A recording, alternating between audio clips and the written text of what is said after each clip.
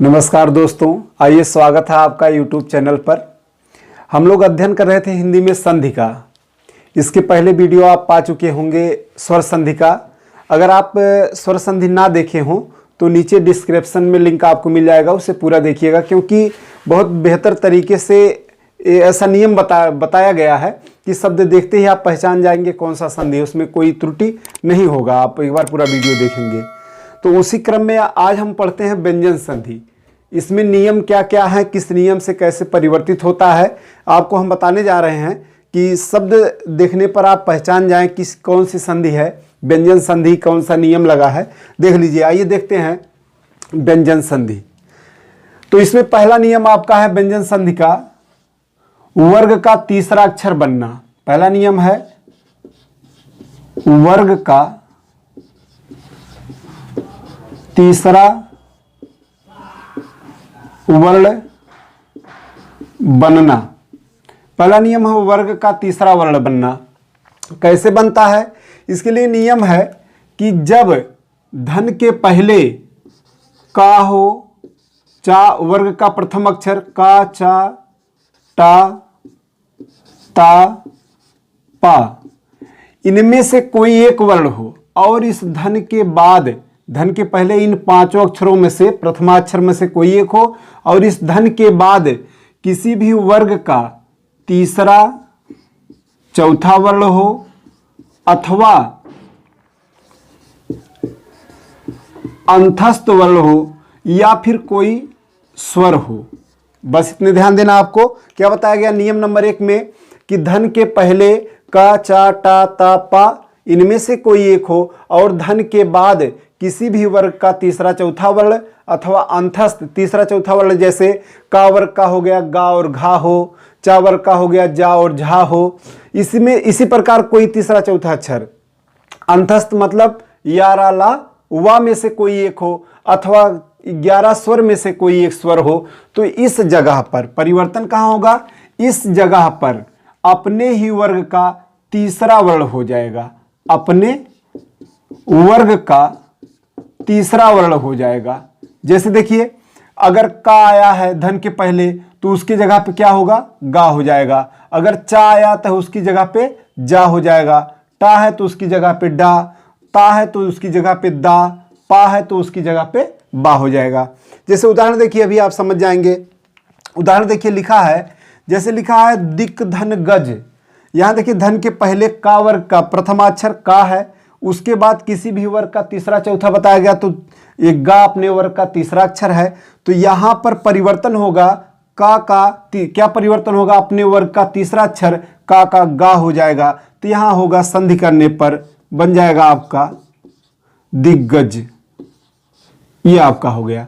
उसके बाद जैसे लिखा अच धन अंत, धन के पहले चा वर्ग का प्रथमाक्षर चा है, बाद में कहा गया धन के बाद कोई स्वर हो, तो यहां आपका स्वर मिला, तो परिवर्तन इसमें हो जाएगा, चा का अपने वर्ग का तीसरा अक्षर चा के स्थान पे जा हो जाएगा। तो यहां हो जाएगा आपका जा हो जाएगा अजंत। और पूरा जा क्यों हुआ? क्योंकि हरस्व आ मिलने की वजह से ये पूरा जा हो गया। आगे लिखा है सत धन वाणी।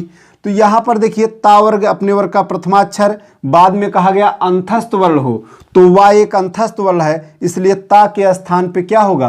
ता के स्थान पे दा हो जाएगा। तो यहां हो जाएगा सद वाणी। आगे लिखा गया सट धन दर्शन।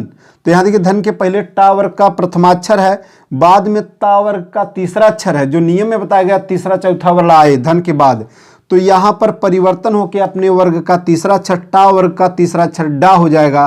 तो यहां बनेगा सड दर्शन। फिर आगे देखिए, जगत धन ईश।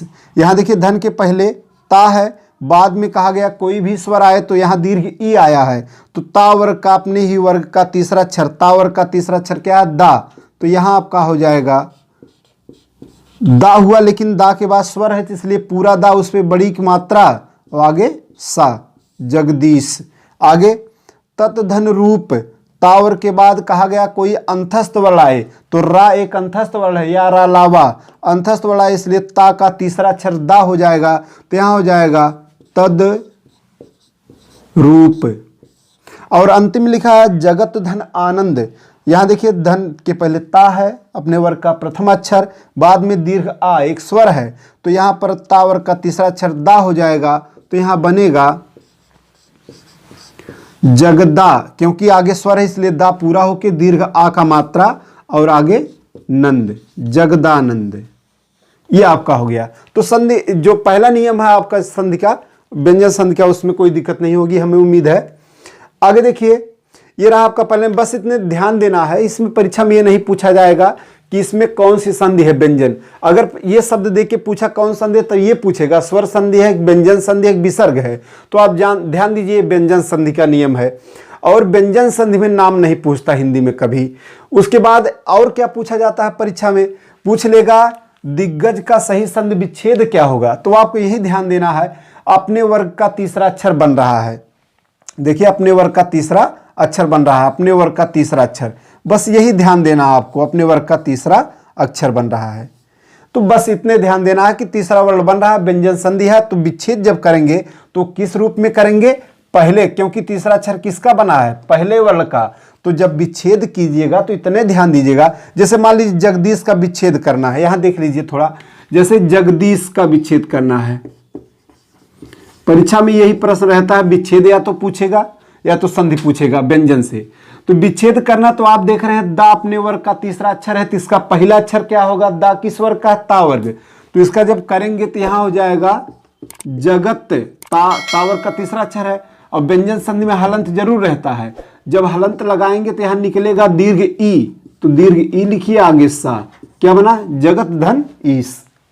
बस इसमें कोई भ्रमित होने वाली बात नहीं, बस आप ऐसे करना, आपको ये पहचानना। परीक्षा में इसका विच्छेद या तो पूछेगा या विच्छेद दिया रहेगा तो इसका संधि पूछेगा। तो आपको ध्यान रहे तीसरा अक्षर किसका बना है, प्रथमाक्षर का, और प्रथमाक्षर का क्या बनता है, तीसरा अक्षर। बस इतने आपको ध्यान देना है, ये इसमें गलती नहीं होगी।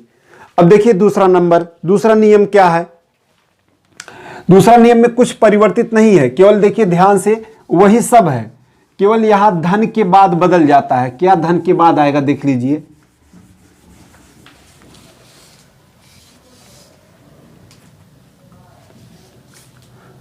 तीसरा नियम में आपका है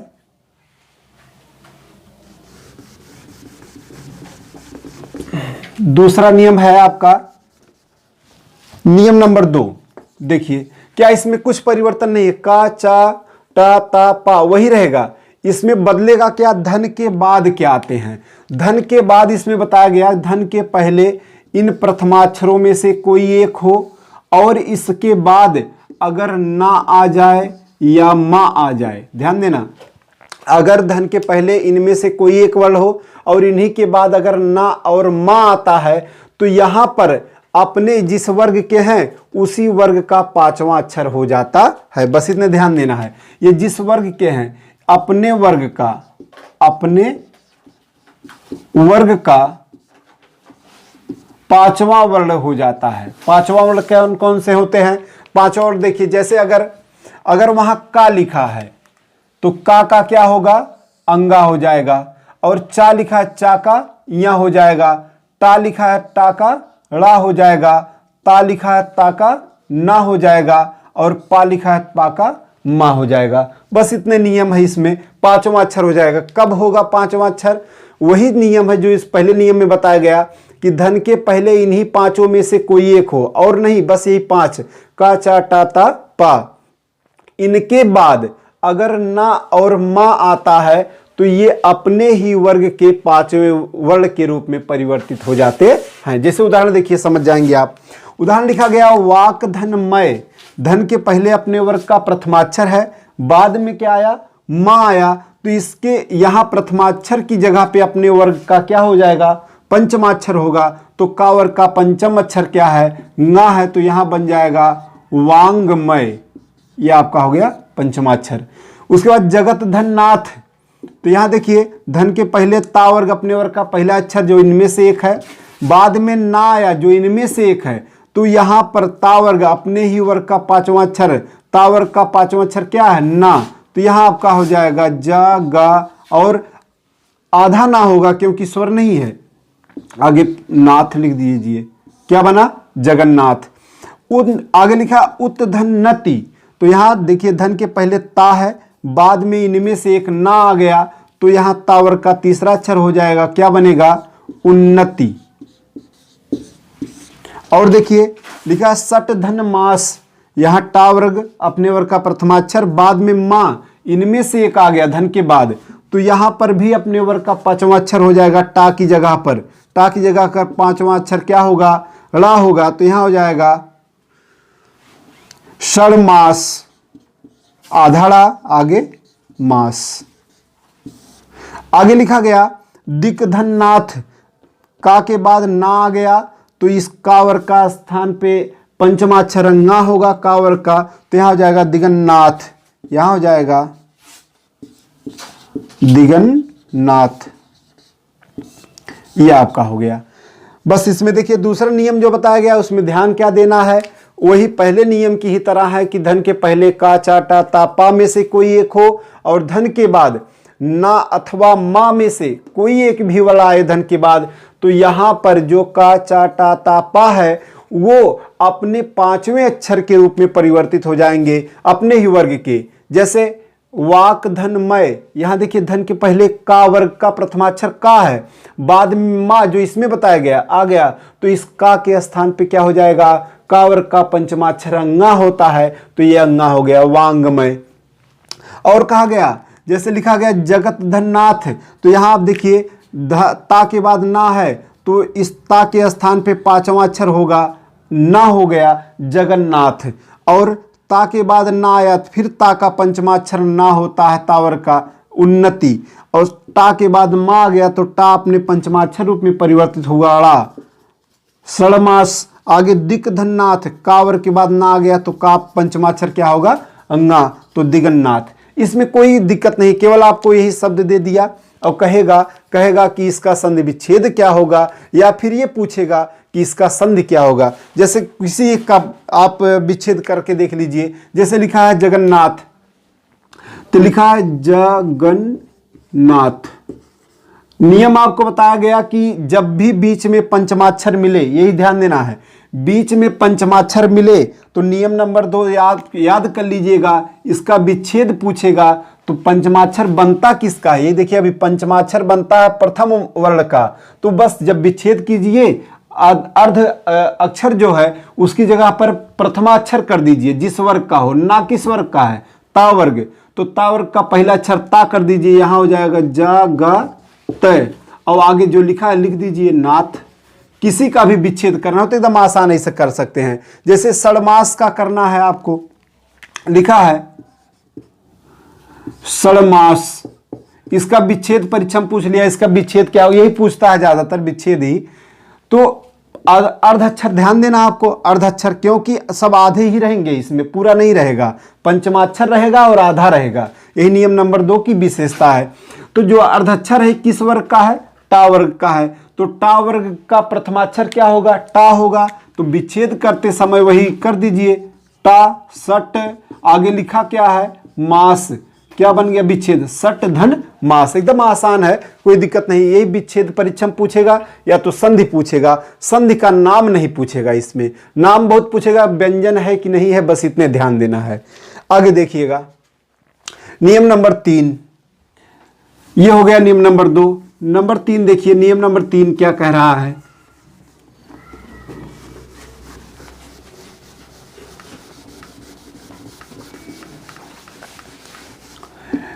नियम नंबर 3 है कि अनुस्वार बनना। नियम नंबर 3 है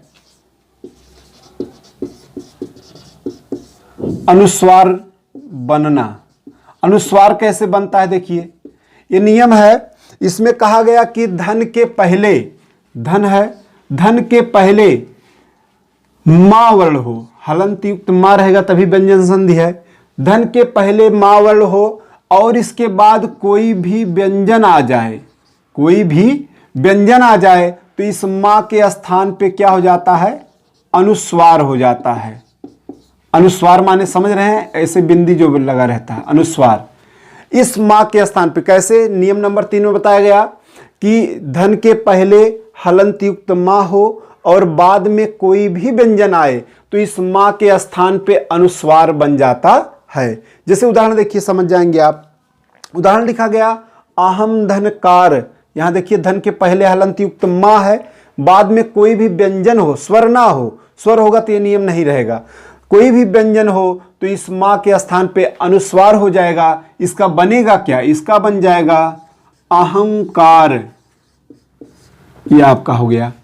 और फिर लिखा गया देखिए दूसरा समधन गम, तो माँ के बाद गा एक व्यंजन वर्ण है, व्यंजन होने के नाते इस माँ का अनुस्वार हो जाएगा तो सा पे, और अनुस्वार लगेगा कहाँ, अपने ही पहले वाले वर्ण पर, आगे नहीं लगेगा, अपने से पहले वाले वर्ण पर जिसके बाद माँ है तो सा पे अनुस्वार लग गया। आगे लिखा गया गम, क्या बना, संगम। आगे लिखा गया पम धन चम, यहां देखिए माँ के बाद एक चा व्यंजन वर्ण है तो माँ का अनुस्वार बनेगा और लगेगा किस पे, अपने से पहले वर्ण पे, पा पे, तो यहां हो जाएगा पा पे अनुस्वार हो गया, आगे चम, पंचम। आगे लिखा गया साम धन ताह, माँ है हलंत युक्त बाद में व्यंजन तो ये माँ अपने से पहले वाले पर अनुस्वार बन के लग गया, सा पे अनुस्वार हो गया। आगे लिखा क्या है, तह, शांतः। आगे लिखा गया किम धन चित्त, तो यहां देखिए माँ के बाद चा एक व्यंजन वर्ण है तो माँ का अनुस्वार बनेगा और लगेगा किस पे, अपने से पहले, तो अपने पहले लगा दीजिए, का पे अनुस्वार लग गया। आगे लिखा क्या है, चित्त, क्या बना, किंचित। कोई दिक्कत नहीं इसमें, केवल आपको ध्यान क्या देना है, ध्यान यही देना है कि अनुस्वार, जितने भी अनुस्वार युक्त संधि दे दे, शब्द दे दे और पूछे इसमें विच्छेद क्या होगा, तो जिस पे लगा है, जैसे किसी का भी करना हो, चाहे जो किंचित का, शांत का, पंचम, संगम, किसी का संगम का करना है, मान लीजिए संगम में पूछ ले संधि विच्छेद क्या होगा, तो आपको ध्यान देना जिस पे अनुस्वार लगा है उसी के आगे माँ बढ़ाना है। तो यहां आपका हो जाएगा सम, हलंत युक्त माँ हो गया, आगे जो लिखा हुआ लिख दीजिए संगम।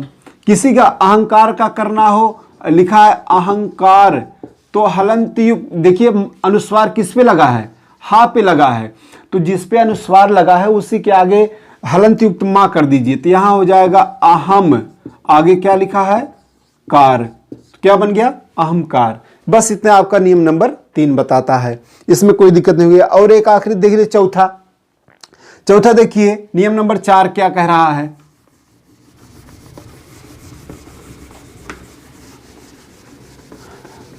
बहुत ही आसान है, केवल परीक्षा में इसमें संधि विच्छेद पूछता है, नाम नहीं पूछेगा कभी, इतना ध्यान रहे, और संधि पूछता है कैसे, संधि क्या होगा या संधि विच्छेद क्या होगा, बस इतने है।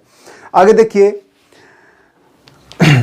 नियम नंबर 4 है ता का ला के रूप में परिवर्तन कब होता है, देखिए ता का ला के रूप में परिवर्तन कब होता है, एकदम आसान। नियम नंबर 4 है, कहा गया कि इसमें नियम है कि धन के पहले ता हो और हलंत युक्त, और धन के बाद अगर ला आ जाए, बस इतने, बहुत छोटा संधि है, धन के पहले ता हो और बाद में अगर ला आता है, ता और दा दोनों होते हैं, ता और दा दोनों हो तब भी ला होता है, धन के पहले ता या दा हो और इनके बाद अगर ला वर्ण आता है तो इन दोनों के स्थान पे ता है तब भी, दा है तब भी ला रूप या ला अर्ध ला रूप बन जाता है। जैसे देखिए उदाहरण लिखा गया उत्धन लेख, यहां देखिए लिखा गया धन के पहले ता है, बाद में ला आया तो इस ता के स्थान पे ला परिवर्तित होगा, ये आधा है तो ला भी आधा रहेगा, तो यहां हो जाएगा उल्लेख। आगे लिखा गया उत्धन लास, यहां ता है बाद में ला आया तो इसका भी ला हो जाएगा, तो बनेगा क्या, उल्लास, यहां आधा ला हो गया, आगे लास, उल्लास। और एक उदाहरण देखिए, जैसे लिखा तत् धन लीन, तो यहां एकदम आसान है, ता के बाद ला आया तो ता के स्थान पे भी ला होगा, तो यहां हो जाएगा ता हो गया, आधा ला हो गया और उसके आगे लीन लिखा है, लिख दीजिए क्या बना, तल्लीन। बस एकदम छोटी संधि है, छोटा नियम है कि ता का ला के रूप में परिवर्तन कैसे होता है, जब धन के पहले ता या दा हो और धन के बाद ला आ जाए तो इस ता और दा दोनों के स्थान पर ला बन जाता है। बस इतना। जैसे आप अभी देखें, यहाँ ता था, ता के बाद ला आया तो ता किस रूप में हो गया? ला के रूप में। यहाँ ता के बाद ला आया, ता ला के रूप में हो गया। यहाँ भी ता के बाद ला आया तो ता ला के रूप में हो गया। यहाँ बना आपका उल्लेख, उल्लास या तदलीन। बस इतने आपका नियम है। हमें उम्मीद है ये चारों नियम आपको समझ में आ गए होंगे। अगर जो भी ना समझ में आया हो आप कमेंट जरूर कीजिएगा, क्या नहीं समझ में आया। कोई भी संधि, अगर इससे जुड़ी कोई संधि शब्द हो वो भी आप ना समझ में आया तो वो भी कमेंट में लिख कर भेजिए, जरूर हल करके बताया जाएगा। और इसी प्रकार से आगे अगली वीडियो आपको पुनः मिलती है व्यंजन की। आगे क्या नियम है, कैसे हैं, पूरा वीडियो देखिएगा जरूर, आप पूरी तरीके से समझ जाएंगे, कभी गलती नहीं होगी फिर। चलिए मिलते हैं फिर अगले वीडियो में।